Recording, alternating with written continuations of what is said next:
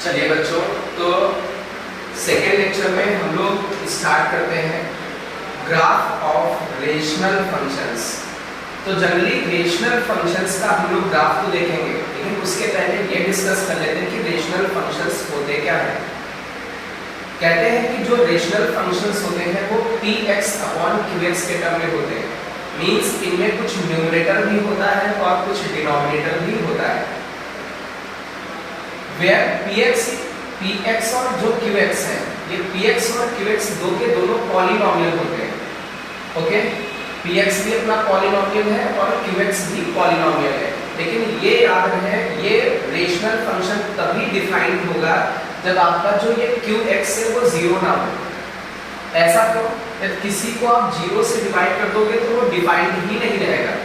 तो हम कहते हैं कि जनरली इसकी जो डोमेन होगी रेशनल फंक्शन की वो होगी x belongs to real number.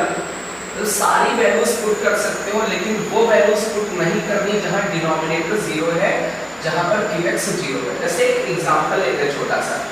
हमने बोला कि एक फंक्शन है fx इक्वल टू 1/x। देखिए ऊपर 1 एक तरीके का पॉलिनोमियल ही हो गया और x भी आपका पॉलिनोमियल है, तो ऊपर भी पॉलिनोमियल है और नीचे भी पॉलिनोमियल है। तो ये एक रेशनल फंक्शन हो गया। ओके, ऊपर भी आपका ये पॉलिनोमियल एक तरीके से है और नीचे भी पॉलिनोमियल है। क्लियर है? तो ये एक रेशनल फंक्शन हो गया, रेशनल फंक्शन हो गया। अच्छा, इसमें देखें इसकी डोमेन देखें तो हम बोलेंगे x belongs to real number, means minus infinity से प्लस इंफिनिटी तक पुट करना और वो वैल्यूज पुट ना करना जहां पर डिनोमिनेटर आपका जीरो है। देखिए x था डिनोमिनेटर में, वो जीरो जहां भी है वो ना पुट करें, क्योंकि यदि ये जीरो वाला ले लिया ना तो ये फंक्शन डिफाइंड ही नहीं रहेगा।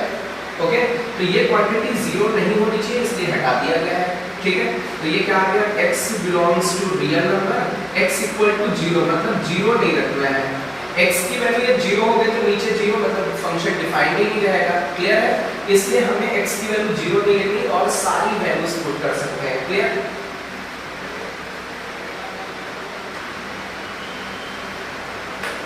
चलिए बच्चों, तो अभी हम लोग ग्राफ देखते हैं रेशनल फंक्शन में 1/x का। तो अपने पास फंक्शन है fx इक्वल टू 1/x। अब ये जो 1/x है हमें ग्राफ डिस्कस करना है, तो हमें ये पता होना चाहिए इसका डोमेन क्या है और इसकी रेंज क्या है। बात करें डोमेन की तो हम बोलेंगे x belongs to real number, सारी वैल्यूज पुट करना, लेकिन वो वैल्यूज पुट नहीं करनी है जहां पर अपना डिनोमिनेटर जीरो है। तो डिनोमिनेटर का मतलब x जीरो हटा दिया हमने, एक्सक्लूड कर दिया। तो हमने बोला x belongs to real number, वो वैल्यूज हटा दी जहां पर x की वैल्यू जीरो है। क्लियर? तो ये जो ये क्वांटिटी लिखी हुई है ये डोमेन है। डोमेन का मतलब है सब कुछ पुट करना, सारे रियल नंबर, लेकिन कभी जीरो पुट नहीं करना। क्यों? क्योंकि जीरो रख के एक बार देख लो, 1/0 डिफाइंड ही नहीं होगा फंक्शन। ओके, तो फंक्शन ही डिफाइंड नहीं तो सब बेकार हो गए। चलिए अब मेरी बात समझिए, रेंज की बात करते हैं। तो इस फंक्शन का जो रेंज होगा, रेंज भी रियल नंबर एक्सक्लूडिंग जीरो होगा। मींस देखो रेंज में पॉजिटिव नंबर्स भी सारे आएंगे, नेगेटिव नंबर्स भी आएंगे, कभी जीरो नहीं आएगा। इसके पीछे क्या रीजन है? देखिए x की जब वैल्यू पॉजिटिव रखोगे तो 1/पॉजिटिव पॉजिटिव वैल्यू दे देगा। यदि x की वैल्यू नेगेटिव रखोगे तो 1/नेगेटिव कैसे नेगेटिव वैल्यू दे देगा। यदि आपने x की जगह जीरो रखा तो ये डिफाइंड ही नहीं होगा। इट मींस हम ये कह सकते हैं बेटा कि पॉजिटिव तो मिल रहा है, जीरो भी मिल रहा है, नेगेटिव भी मिल रहा है, लेकिन कभी जीरो नहीं मिल रहा। क्यों जीरो क्यों नहीं मिल रहा? क्योंकि बेटा जब न्यूमरेटर जीरो होगा तभी तो जीरो आउटपुट मिलेगा। जब न्यूमरेटर जीरो हो नहीं सकता, न्यूमरेटर में 1 है, भाई हम कहेंगे जीरो कब मिल सकता है? जब जीरो को किसी से आप डिवाइड करोगे तभी जीरो मिलेगा। अब ये ऊपर कभी जिंदगी में जीरो होगा नहीं, तो आंसर भी कभी जीरो आएगा नहीं। एक बार फिर से देख लें, पॉजिटिव रखने पर x पॉजिटिव होगा तो पॉजिटिव आउटपुट देगा, x नेगेटिव होगा तो नेगेटिव आउटपुट देगा, ये कभी जीरो आउटपुट नहीं देगा। तो सारे रियल नंबर लिए, बस जीरो नहीं लिया रेंज में। तो domain x belongs to real number excluding zero, range भी x belongs to real number excluding zero. Okay, चलिए इनके ग्राफ का डिस्कशन करते हैं। अब बहुत ध्यान से देखें, इसमें x की वैल्यू जीरो तो पुट नहीं कर सकते। अब पुट क्या कर सकते हैं? x की वैल्यू 1 पुट कर सकते हैं। तो चलिए x के लिए 1 पुट करते हैं। x की जगह जैसे 1 रखा तो 1/1 कितना दे देगा 1। x की वैल्यू 1 रखने पर y 1 आ रहा है तो अपने पास जो पॉइंट निकल के आएगा वो ये पॉइंट निकल के आएगा। ठीक है, इसके सामने x की वैल्यू 1 है और y की वैल्यू भी 1 है। चलिए एक बार x हम लोग थोड़ा सा ये देखते हैं लगभग 0 पुट करें। एग्जैक्टली 0 तो नहीं पुट कर सकते, हमने माना x लगभग 0 है और 0 से हल्का सा बड़ा है, मतलब 0 के इस साइड बात कर रहे हैं तो 1/, हमेशा याद रखना 1/0 लगभग इंफिनिटी ही देता है, लेकिन 0 प्लस है। x की वैल्यू लगभग क्या है 0 प्लस, तो मेरी बात समझे 1/0 प्लस इंफिनिटी देता है और 1/0 माइनस इंफिनिटी देता है। x की वैल्यू लगभग 0 प्लस है तो 1/0 प्लस कितना देगा इंफिनिटी, और ये x की वैल्यू -0 है, 0 माइनस है तो 0 माइनस रखने पर 1/0 माइनस क्या देगा माइनस इंफिनिटी देगा। ये याद रखना 1/0 प्लस इंफिनिटी 1/0 माइनस इंफिनिटी। इसका मतलब लगभग 0 पुट कर रहे हैं, ये कह रहे हैं 0 से हल्का फुल्का बड़ा पुट करें तो 0 से जब बड़ा पुट कर रहे हैं हल्का फुल्का तो प्लस इंफिनिटी मिलेगा, मतलब 0 से बड़े के लिए 0 के जस्ट इधर प्लस इंफिनिटी मिलेगा इस वैल्यू। ओके चलिए, अच्छा अभी हम बोलेंगे इसमें इंफिनिटी पुट करके देखो। यदि इंफिनिटी पुट करोगे 1/इंफिनिटी कितना हो जाएगा 0, तो x इंफिनिटी पर लगभग 0 मिलेगा। एक बार फिर से देखें, x के लिए इंफिनिटी रखें 1/इंफिनिटी 1/इंफिनिटी हमेशा 0 देगा, ये याद रखना।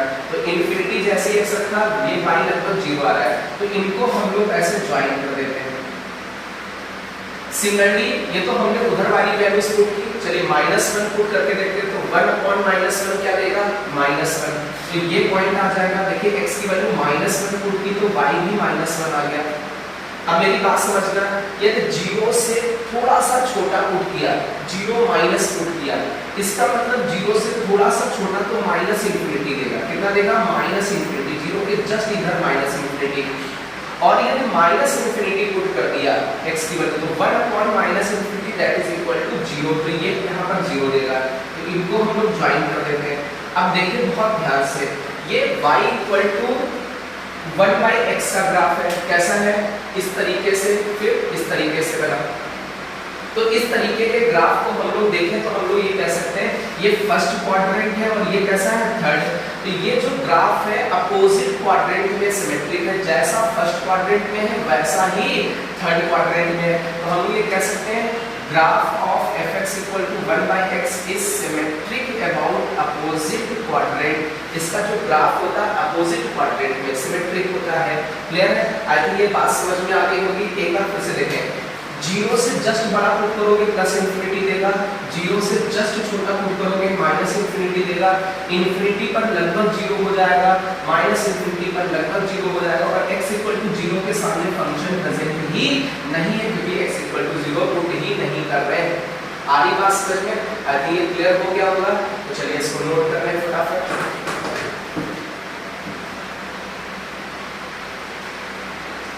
चलिए बच्चों, तो अभी हम लोग fx इक्वल टू 1/x का ग्राफ तो डिस्कस कर चुके हैं। इसका ग्राफ हमें आता भी है, तो fx इक्वल टू 1/x का जो ग्राफ होता है, जैसे ये मान लीजिए ये x एक्सिस है, ये आपका y एक्सिस है, x एक्सिस y एक्सिस, इसका जो ग्राफ है आपका सिमेट्रिक अबाउट अपोजिट क्वाड्रेंट ऐसा। इसको बेटा रेक्टेंगुलर हाइपरबोला भी बोलते हैं। इस तरीके के ग्राफ को बोलते हैं रेक्टेंगुलर हाइपरबोला।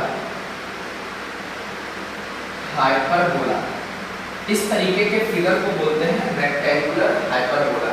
चलिए मेरी बात समझिए बेटा, हम लोग कहते हैं जैसा इसका रफ स्ट्रक्चर होगा वैसा ही इस फंक्शन का भी रफ स्ट्रक्चर होगा। जैसे यहाँ पर बोला कि n belongs to natural number, natural number का मतलब 1 2 3 4 5 एस सो ऑन। चलिए n की जगह 1 रख के देखें, 2 से बन जाएगा 1 बचेगा, मतलब x की पावर 1, तो 1/x ये तो ये बन गया। इसका ग्राफ ऐसा ही है। चलिए n की जगह 2 रखें, n की जगह 2 रखें, 2 × 2 4, 4 से बन गया 3, x की पावर 3 मतलब 1/x की पावर 3। ये बना, जैसे n की जगह 2 रखोगे ये फंक्शन बनेगा। तो हम ये कहते हैं जैसा इसका रफ स्केच होगा वैसा ही इसका भी रफ स्केच होगा।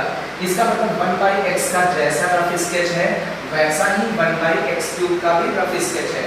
तो 1/x³ का जो ग्राफ आ जाएगा बिल्कुल 1/x के जैसा ही होगा। क्लियर है? लगभग मतलब वैसा ही बनेगा, एग्जैक्ट तो वैसा नहीं होगा, वैल्यूज चेंज होगी। चलिए जैसे n की जगह हम लोग 3 रख के देखते हैं। चलिए 3 रख के देखते हैं। 2 × 3 6, 6 से बन गया 5, x⁵ मतलब 1/x⁵ बना। मीन्स जैसा इसका ग्राफ होगा वैसा ही इसका ग्राफ होगा। मीन्स हम लोग यहाँ पर कह सकते हैं 1/x⁵ का ग्राफ भी रेक्टेंगुलर हाइपरबोला के जैसा ही होगा। क्लियर है? चलिए n की जगह हम लोग 4 रख के देखते हैं। 2 × 4 8, 8 से बन गया 7, तो ये बचा 1/x⁵ क्या बचा? 1/x⁵। जैसा इसका ग्राफ होगा वैसा ही इसका ग्राफ होगा रफ स्केच। तो इसका भी ग्राफ लगभग रेक्टेंगुलर हाइपरबोला के जैसा ही होगा। एक्चुअल में रेक्टेंगुलर हाइपरबोला नहीं होगा, उसके जैसा लगभग होगा। क्लियर है? आगे ये बात समझ में आ रही? ये है रेक्टेंगुलर हाइपरबोला fx = 1/x। ठीक है? लेकिन ये रेक्टेंगुलर हाइपरबोला नहीं, ये उनके जैसे लग तो वैसे ही रहा है, एग्जैक्ट वैसा नहीं है, क्योंकि वैल्यूज डिफर कर रही है। क्लियर है? ओके। रेक्टेंगुलर हाइपरबोला तभी होता है जब fx = क्या हो? 1/x। इन केसेस में इनको रेक्टेंगुलर हाइपरबोला नहीं कहते हैं, लेकिन ये फिगर्स लगभग दिख उसी के जैसे बने हैं। क्लियर है? फटाफट नोट करें।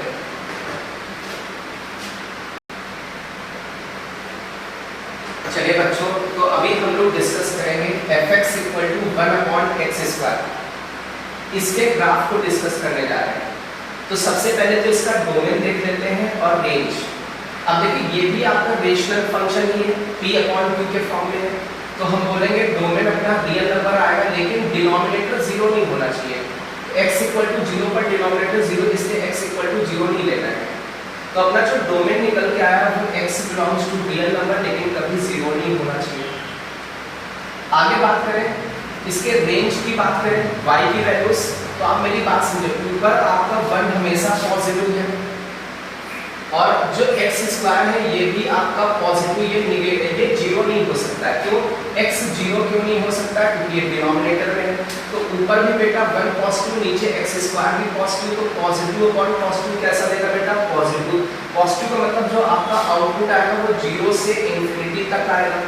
0 कभी भी आंसर नहीं आएगा। क्यों? क्योंकि अपनी न्यूमरेटर में कभी 0 हो ही नहीं सकता है। जब 0 को किसी से डिवाइड करोगे तभी तो 0 आएगा। इट मींस 0 पे ओपन इंटरवल लगा रखा है, स्मॉल इंटरवल है ना, ओपन। इसका मतलब 0 कभी नहीं आएगा, इनके बीच में आंसर आएगा 0 से बड़ा। ओके, मींस पॉजिटिव रिजल्ट आएगा। तो एक बार फिर से देखें, डोमेन होगा रियल नंबर, लेकिन 0 पुट नहीं करोगे। ओके, उसमें 0 नहीं होगा डोमेन में। रेंज होगा 0 से इंफिनिटी। चलिए इसका ग्राफ बनाते हैं। जैसे हम बोले x की जगह 1 पुट करें, तो 1 का स्क्वायर 1, 1/1 1, 1 पर तो वैल्यू 1 ही दे रहा है, तो 1 पर वैल्यू आपका 1 आ रही है, ये पॉइंट होगा। x की वैल्यू 1 तो y की वैल्यू 1, लेकिन लगभग 0 पुट करें तो 1/0 क्या देगा बेटा? इंफिनिटी, है ना। लगभग 0 पे ये इंफिनिटी दे रहा है, और इंफिनिटी पुट करें तो 1/∞ कितना देगा? 0। तो ये ऐसा कुछ देता हुआ दिख रहा है। 0 पुट करने पर 1/0 क्या होगा बेटा? इंफिनिटी। इंफिनिटी पुट करने पर 1/∞ 0। तो इनको हम लोग ज्वाइन कर लेते हैं। चलिए आगे देखते हैं बेटा हम लोग। इसके लेफ्ट में है हल्का 0 से छोटा, मतलब 0 से हल्का सा भी छोटा रखोगे रहेगा तो लगभग 0। तो 1/0 क्या देगा? लगभग इंफिनिटी ही देगा, तो ये इंफिनिटी देगा। अच्छा -1 पुट करके देखते हैं। -1 का स्क्वायर 1, 1/1 क्या हो जाएगा? 1, तो -1 पर आपको 1 मिलेगा। चलिए -∞ पुट करते हैं। -∞ का स्क्वायर इंफिनिटी हो जाएगा, 1/∞ क्या दे देगा? 0। तो -∞ पर लगभग 0 मिलेगा। तो ये इसका ये ग्राफ बन के आएगा। अब इस ग्राफ को देखो बेटा, ये जो ग्राफ है ये y एक्सिस के अबाउट सिमेट्रिक, जितना उस साइड ग्राफ है उतना ही इस साइड भी बिल्कुल लगभग वही सेम ग्राफ है। मींस मिरर इमेज है, y एक्सिस के अबाउट ये इसका इधर मिरर इमेज बन रहा है। तो हम ये बोल सकते हैं y एक्सिस के अबाउट ये ग्राफ इसका क्या होगा? सिमेट्रिक होगा। Symmetric about y axis. Clear है? आई थिंक ये बात समझ में आ गई होगी। ठीक है, अब देखिए यहाँ से भी एक चीज दिख रहा है, ये x एक्सिस है, उसके ऊपर y कैसा होता है? पॉजिटिव। इसका मतलब जो y की वैल्यू है वो हमेशा पॉजिटिव ही मिल रही है। ठीक है, कभी निगेटिव मिल ही नहीं रहे, एक्स एक्सिस के नीचे है ही नहीं। अच्छा क्या क्या एक्स पुट कर सकते हैं, सारी वैल्यूज पुट कर रहे हैं, लेकिन जीरो के सामने ग्राफ नहीं है, मतलब जीरो पुट नहीं कर रहे हैं। क्लियर है? चलिए बच्चों, तो अभी हम लोग ग्राफ डिस्कस कर चुके थे fx = 1/x²। इसका जो ग्राफ होता था आपका वो कुछ ऐसा होता था, जैसे ये मान लीजिए x एक्सिस है, ये y एक्सिस है, x एक्सिस y एक्सिस, इसका ग्राफ y एक्सिस के अबाउट सिमेट्रिक होता था, कुछ इस तरीके से इसका ग्राफ होता था। तो हम कहते हैं जैसा इसका ग्राफ होता है लगभग वैसा ही इसका भी ग्राफ होता है। इसका मतलब 1/x⁴n का, where n is natural number, मतलब n की जगह 1 रखें तो 1/x² यही बन जाएगा, n की जगह 2 रखें तो 1/2 × 2 ये 4 बनेगा, 1/x⁴ ये बनेगा। इसका भी ग्राफ लगभग इसके ही जैसा होगा। n की जगह 3 रखें 2 × 3 6, 1/x⁴ ये बना, मतलब इसका भी ग्राफ इसके जैसा ही होगा। n की जगह आप 4 रख दीजिए, 2 × 4 8, 1/x⁴, मतलब इसका भी ग्राफ इसके जैसा होगा। 5 रख के देखें, 2 × 5 x⁴10, 1/x⁴10 बना, उसका भी ग्राफ इसके ही जैसा होगा। इट मींस हम कह सकते हैं 1/x⁴, 1/x⁴6, 1/x⁴8, 1/x⁴10, इनके सबके लगभग इसके ही जैसे ग्राफ आएंगे। तो इसका जो ग्राफ आएगा 1/x⁴ का, वो भी इसके ही जैसा होगा। लगभग रफ स्केच ही हमें बेटा बनानी है, हमें रफ स्केच की ही रिक्वायरमेंट है, तो इसका ग्राफ इसके ही जैसा होगा। अच्छा इस वाले 1/x⁴6 का ग्राफ भी लगभग इसके ही जैसा होगा।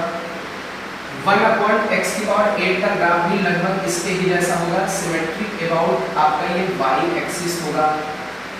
ओके, आई थिंक ये बात समझ में आ रही होगी, ये क्लियर हो गया होगा। जैसा इसका ग्राफ वैसा ही इसका ग्राफ भी होता है।